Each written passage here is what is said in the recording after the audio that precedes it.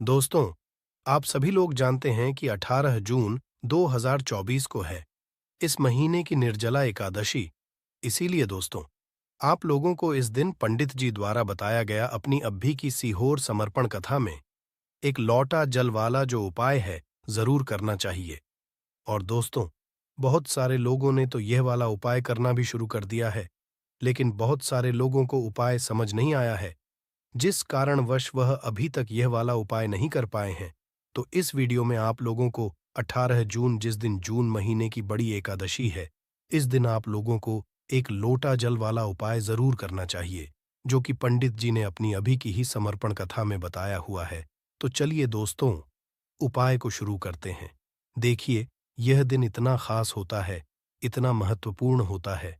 देखा गया है कभी कभी बड़े बड़े पूजा पाठ अनुष्ठान से जो मनोकामना पूर्ण नहीं होती है, वह एकादशी के दिन एक छोटे से उपाय करने से ही आपकी मनोकामना पूर्ण होती है।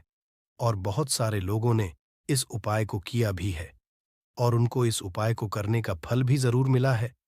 यदि आप लोग भी इस उपाय को निर्जला एकादशी के दिन करना चाहते हैं, तो आप इस उपाय को पहले अच्छे से समझ लेना, सुन लेना, उसके पश्चात करना। आपको इस उपाय का फल जरूर मिलेगा। और इस उपाय को करने से आपके घर में चाहे किसी भी प्रकार की दुख और समस्या क्यों ना चल रही हो, आपको उसका कारण भी नहीं पता है कि भाई ये समस्या किस कारण चल रही है। उसका कुछ भी कारण हो सकता है, जैसे पितृदोष हो सकता है, या किसी भी तरह का मंगल दोष भी हो सकता है। और भी बहुत तरह के दोष होते हैं, कुछ भी हो सकता है। पर आपको इस उपाय को करने के लिए अपने दोष को पता लगाने की भी जरूरत नहीं है। निर्जला एकादशी के दिन इस एक लौटा जल वाला उपाय को आप लोगों को कर लेना है। दोस्तों, अब हम समझते हैं इस वाले उपाय को हमें करना किस समय है। तो सबसे पहली बात दोस्तों, हम समझते हैं कि एक लौटा जल वाला उपाय करना किसको है। तो देखिए, यहां पर सीधी सी बात है कि ये एक लौटा जल वाला जो उपाय है, ये किस लिए किया जा रहा है। यह मनोकामना को पूर्ण करने के लिए किया जा रहा है, या आपके जीवन में जो दुख और परेशानियां हैं, उनको दूर करने के लिए किया जा रहा है, या आपका कोई बड़ा काम है जो कि नहीं हो पा रहा है, आप उसके लिए इस उपाय को कर सकते हो। तो सीधी सी बात यह है कि आप अपनी किसी भी तरह मनोकामना के लिए इस वाले उपाय को कर सकते हो। तो यह उपाय वह व्यक्ति कर सकता है जिस व्यक्ति को अपनी किसी भी प्रकार की मनोकामना भगवान शिव जी से पूर्ण करवानी हो। और यदि कोई भी माताएं, बहनें जो है, अपने घर की सुख और शांति के लिए, घर में धन समृद्धि को बढ़ाने के लिए वाला उपाय करना चाहती हैं, तो घर की जो बड़ी माताएं, बहनें होंगी, लक्ष्मी होती हैं। और जब घर की लक्ष्मी कोई विशेष उपाय करती है, तो उसका फल ही जल्दी मिल जाता है, और बहुत बड़ा होकर मिलता है। अन्यथा इस उपाय को कोई भी व्यक्ति कर सकता है, चाहे वो बड़ा हो, चाहे वो छोटा हो, चाहे वो बच्चा हो। जिस व्यक्ति को ये एक लोटा जल वाला उपाय समझ आ गया, वह व्यक्ति इस एक लोटा जल वाला उपाय को एकादशी के दिन जरूर करे, क्योंकि उसको इस उपाय को फल बहुत ही जल्दी मिल जाएगा। क्योंकि एकादशी के दिन भगवान शिव जी बहुत आसानी से प्रसन्न हो जाते हैं। तो अब हम समझते हैं कि इस एक लोटा जल वाला उपाय को आपको करना कैसे है, और इस उपाय को करने का जो समय है वो क्या है। तो देखिए, इस एकादशी के दिन किए जाने वाले ये एक लोटा जल वाला जो उपाय है, यह मुख्य रूप से सुबह के समय होगा। किस समय होगा? सुबह के समय होगा।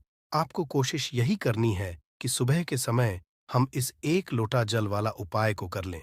पर किसी कारणवश यदि आप सुबह इस उपाय को ना कर, आपको कहीं काम से जाना हो, या किसी और काम की वजह से आप उपाय को ना कर पाओ, तो आपके पास फिर दूसरा मौका रहेगा, जो कि शाम के समय का रहेगा, प्रदोष काल का रहेगा। अब भाई, प्रदोष काल का समय भी एक बहुत ही लोगों के मन में प्रश्न बन जाता है कि भाई, यह समय होता कब है। हम आपको बता दें, प्रदोष काल का जो एक समय होता है, शाम का समय, वो होता है शाम के 6 बजे से लेकर शाम के 7 बजे के बीच का। इस समय के बीच में आप उपाय करेंगे, तो आपको उस उपाय का जरूर फल मिलेगा। तो शाम के 6 बजे से लेकर शाम के 7 बजे के बीच में आप लोग इस एक लोटा जल वाला उपाय को कर सकते हो। तो भैया, बहुत सारे लोग यहाँ पर ये प्रश्न भी जरूर करेंगे कि भाई, हम तो नौकरी पे जाते हैं, हम अपनी ड्यूटी पे जाते हैं, और आने में हमें देर हो जाती है। तो उस जगह पर हमें क्या करना चाहिए? तो देखिए, उन लोगों को भी टेंशन लेने की जरूरत नहीं है। यदि आप लोग इस उपाय को शाम के समय प्रदोष काल में कर रहे हैं और यदि आप आने में देरी भी हो जाती है, आपको आने में 7 बजे तक आप नहीं पाते हो, तो भाई आप 7 या रात 8 बजे तक भी यदि उपाय को करोगे तो भी चल जाएगा। और यदि इससे भी थोड़ा देर हो जाती तो भी आप उपाय को कर सकते हो, क्योंकि एकादशी का दिन है। ये दिन बहुत ही कम आता है पूरे साल भर में। इसीलिए जब आपको मौका मिल जाए, जब आप इस उपाय को जरूर कर लेना। कोई भी उपाय हो आप कभी भी कर सकते हो। एकादशी के दिन बस कोशिश करना कि समय के थोड़ा अंतर्गत ही कर लो। पर किसी कारणवश यदि ना कर पाओ तो फिर आप थोड़ा देरी कर सकते हो। आपको उपाय का फल जरूर मिलेगा, क्योंकि भगवान शिव विजन बहुत ज्यादा प्रसन्न होते हैं सभी भक्त गणों से जो उनको प्रसन्न करते हैं। तो अब हम यहां पर समझते हैं कि आपको उपाय कैसे करना है। सबसे पहली चीज दोस्तों, आपको एक लौटा जल निर्जला एकादशी के दिन शिवलिंग पर किस तरह से चढ़ाना है, जिसके पश्चात आपकी बड़ी से बड़ी मनोकामना पूरी हो जाएगी और आपको अपने जीवन में सब कुछ मिल जाएगा। दोस्तों, जल तो सभी चढ़ाते हैं, लेकिन शिवलिंग पर जो जल चढ़ाया जाता है उसको चढ़ाने का भी एक नियम होता है। किस तरह से आपको वह जल चढ़ाना है, आज की वीडियो में ये हम आपको बताएंगे। और इस तरह से दोस्तों, जब आप जल चढ़ाएंगे बहुत जल्दी आपकी मनोकामना पूरी हो जाएगी। आपके जीवन में जो दुख और कष्ट है वो भी दोस्तों बहुत तेजी के साथ आप देखेंगे कि दूर होते चले जाएंगे। तो दोस्तों, यदि आप भी अपने जीवन में सब कुछ हार चुके हैं या आपको लगता कि अब आपके जीवन में कुछ भी अच्छा नहीं होने वाला है या अच्छा नहीं होने की सारी उम्मीद उम्मीद है दोस्तों, यदि आपके पास समाप्त हो चुकी है, खत्म हो चुकी है, तो दोस्तों आपको यह एक लौटा जल का उपाय करना है। बस इसके पश्चात आप देखेंगे कि बहुत बड़ा बदलाव आपके जीवन में आएगा। दोस्तों, जब व्यक्ति हर तरफ से हार जाता है, हर जगह से उसे जब निराशा मिलने लगती है और उसे अपने ही जब पराये लगने लगते हैं, तब दोस्तों व्यक्ति को की शरण में जरूर जाना चाहिए, क्योंकि महादेव ही एक ऐसे देवता है जो कि अपने भक्त की बड़ी से बड़ी मनोकामना को भी बहुत जल्दी पूरा कर देते हैं। और महादेव की शरण में जो भक्त जाता है, कभी भी महादेव उसे खाली हाथ नहीं लौटने देते हैं। अपने उस भक्त की जरा सी पूजा से प्रसन्न होकर अपने उस भक्त के जीवन के हर दुख को वो हर लेते हैं, हर संकट को वो दूर कर देते हैं। तो दोस्तों, देवों के देव महादेव का के नाम भोलेनाथ भी है। तो दोस्तों, आप सभी जानते हैं भोलेनाथ नाम उनका इसलिए है क्योंकि दोस्तों वह इतने भोले हैं कि अपने भक्त की जरा सी पूजा से ही वह प्रसन्न हो जाते हैं। एक लोटा जल भी यदि कोई महादेव को समर्पित कर देता है तो महादेव अपने उस भक्त की हर मनोकामना को पूरा कर देते हैं और उसके जीवन में वो ढेर सारी खुशियों को भी भर देते हैं। तो दोस्तों, सप्ताह का जो हर दिन होता है वो किसी ना किसी को समर्पित होता है। उसी तरह से दोस्तों, एकादशी का जो दिन है ये देवों के देव महादेव को समर्पित है।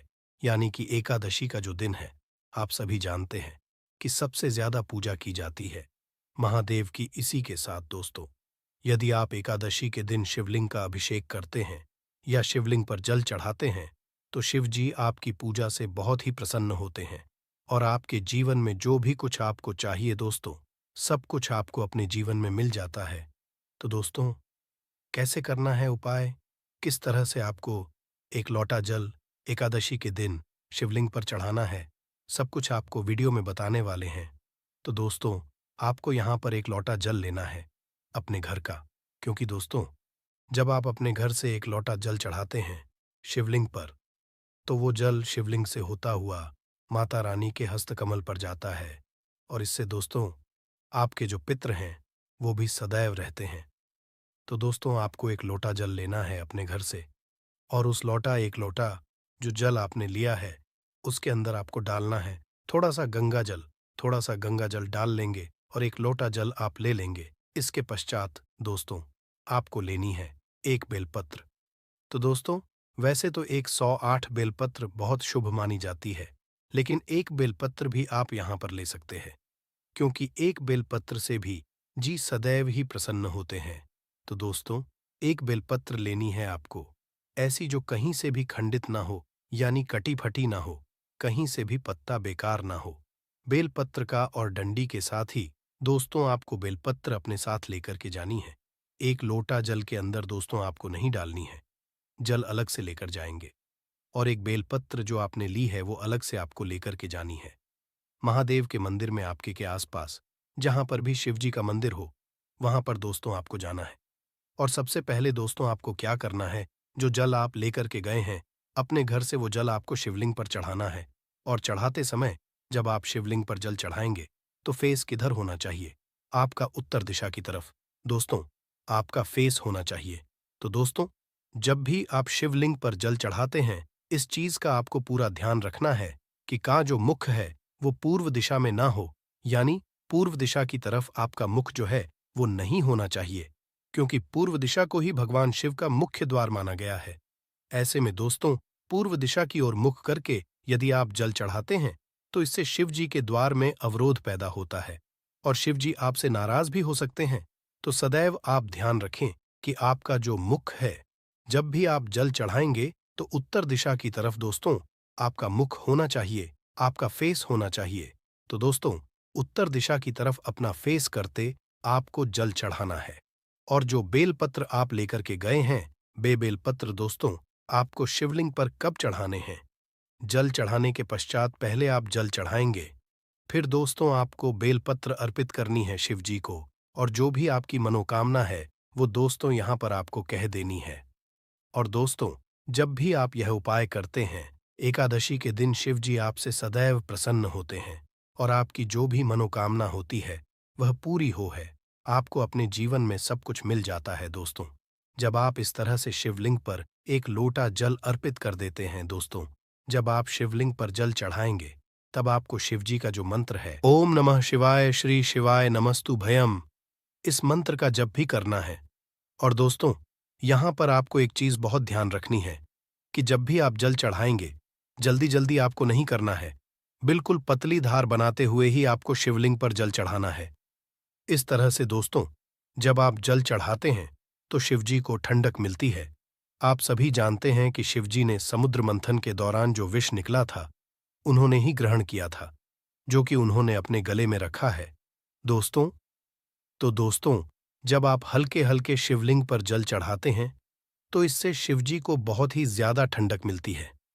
और जितनी पतली धार आपके लौटे के जल की होगी, उतनी जल्दी दोस्तों आपकी कामना भी शिवजी पूरी कर देते हैं। तो इस तरह से एक लोटा जल चढ़ाई है, आप खुद देख लेंगे कि आपको अपने जीवन में सब कुछ मिल जाएगा। तो ये था दोस्तों पहला उपाय जो करना है आपको एकादशी के दिन। अब जल्दी से बात कर लेते हैं दूसरे उपाय की, जो कि करना है आपको एकादशी के दिन ही। तो दोस्तों, ये जो दूसरा उपाय अब हम आपको बताने जा रहे हैं, ये खास करके दोस्तों उन लोगों के लिए है जिनके सर पर कर्जा बहुत है, यानी जिन लोगों ने बहुत ले रखा है, कर्जा चुका नहीं पा रहे हैं। बहुत प्रयास करने के पश्चात भी आप कर्जे के बोझ तले दबते ही जा रहे हैं। आप किसी से उधार लेते हैं ये सोचकर कि थोड़े दिन में ही आप उस पैसे को चुका देंगे, लेकिन कुछ ना कुछ आपके साथ ऐसा हो रहा है कि आप दूसरों का पैसा नहीं दे पा रहे हैं। या फिर दोस्तों, आपको धन को लेकर सदैव परेशान होना पड़ता है, किसी ना किसी से उधार सदैव ही आपको लेना पड़ता है। तो ये दूसरा उपाय करना है आपको। एकादशी करके देख लीजिए, सारा कर्जा आपके सर से उतर जाएगा और धन से जुड़ी जितनी भी समस्याएं हैं, जितनी भी प्रॉब्लम्स हैं, वो बहुत तेजी के साथ दूर होने लगेंगी।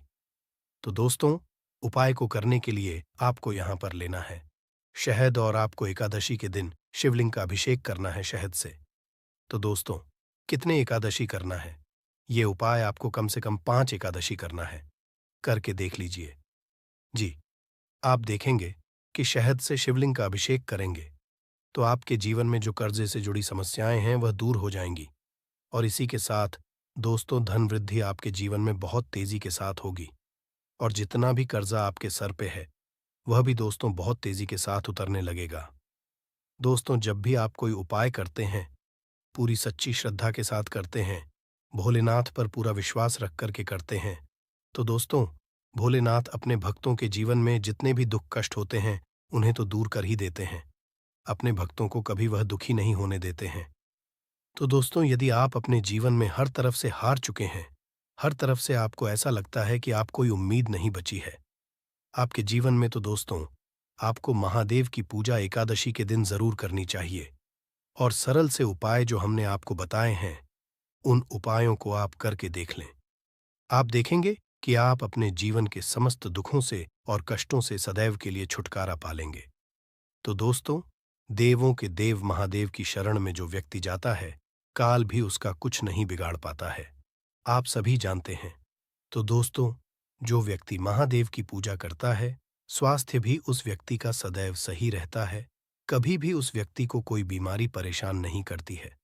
दोस्तों, जब भी आप शहद से अभिषेक करेंगे, तब आपको ओम नमः शिवाय इस मंत्र का जब भी दोस्तों आपको जरूर करना है। तो चलिए अब जल्दी से बात कर लेते हैं अपने तीसरे उपाय की, जो कि एकादशी के दिन ही आपको करना है। और ये जो तीसरा आपको बताने जा रहे हैं, इस उपाय को करने से महालक्ष्मी की कृपा आपके घर परिवार पर सदैव बनी रहती है। और देखिए, माँ लक्ष्मी की कृपा जब सदैव बनी रहेगी, तो कभी भी आपको अपने जीवन में धन की कमी का सामना नहीं करना पड़ेगा। देखिए, सुख और दुख तो जीवन में लगे रहते हैं, लेकिन दुख कब बढ़ जाता है? जब व्यक्ति के पास धन नहीं होता है। क्योंकि यदि व्यक्ति के पास पैसा है, तो यदि उसका स्वास्थ्य ठीक नहीं है या कोई इतना मोटा दुख जीवन में आ भी गया है, न तो हमें लगता है कि हाँ, चलो हमारे पास पैसा है, हम डॉक्टर को दिखा सकते हैं, कुछ भी कर सकते हैं, है ना? लेकिन यदि पैसा ही नहीं है, तो हम अपना इलाज तक एफर्ट नहीं कर सकते, इलाज तक नहीं करवा पाते हैं। जब व्यक्ति के पास पैसा नहीं होता है, तो इससे अंदाजा लगा सकते हैं कि पैसा कहते हैं सब कुछ नहीं होता है। लेकिन ऐसा नहीं है कि पैसा कुछ भी नहीं होता है, पैसा बहुत जरूरी होता है। तो देखिए, क्या है आपको एकादशी वाले दिन आपको पक्षियों को कुछ ना कुछ खाने के लिए जरूर देना है। आप कहाँ पर देंगे? देखिए, इसे आप अपनी छत पर भी दे सकते हैं। अब बहुत सारे लोग क्या करते हैं कि पक्षियों के लिए छत पर दाना तो डालते हैं, लेकिन वहां साफ सफाई नहीं करते। उससे क्या क्या होता है कि राहु एक्टिव हो जाता है, और फिर बहुत सारी चीजें जो है वो जीवन में बिगड़ने लगती है। तो आप अपनी छत पर भी पक्षियों को दाना दे सकते हैं। बस ध्यान ये कि कभी भी पक्षियों की जो डीट होती है, वो आपके छत पर ना हो। सदैव साफ सफाई करते रहें। आप ये पक्षियों को दाना किसी बाहर भी जाकर दे सकते हैं। कोई पेड़ आदि है, आपके घर के आसपास कोई गार्डन है, वहां पर भी दे सकते हैं। इस दिन आप पक्षियों की सेवा जरूर करें, उनके लिए पानी की व्यवस्था जरूर करें। क्योंकि इससे क्या होता है कि श्री हरि विष्णु आपसे बहुत जल्दी प्रसन्न होते हैं, और श्री हरि विष्णु प्रसन्न हो गए तो मां लक्ष्मी प्रसन्न होती ही होती है। तो यह इतना उत्तम उपाय है कि एकादशी के दिन यह जो उपाय है, यह सबसे उत्तम माना जाता है। साथ ही साथ यदि आपके घर के द्वार पर इस दिन कोई भी आए, कुछ भी आपसे मांगने, कोई भी जरूरतमंद व्यक्ति हो, कोई गाय हो, कोई कुत्ता हो, उसे कभी भी खाली हाथ ना जाने दे। यदि कोई भी जानवर आता है, उसे खाने के लिए दें। कोई जरूरतमंद यदि व्यक्ति आपके घर पर आ रहा, उसकी मदद भी आप इस दिन जरूर करें। तो देखिए, बहुत अच्छे से उपाय आपको समझाने और बताने का प्रयास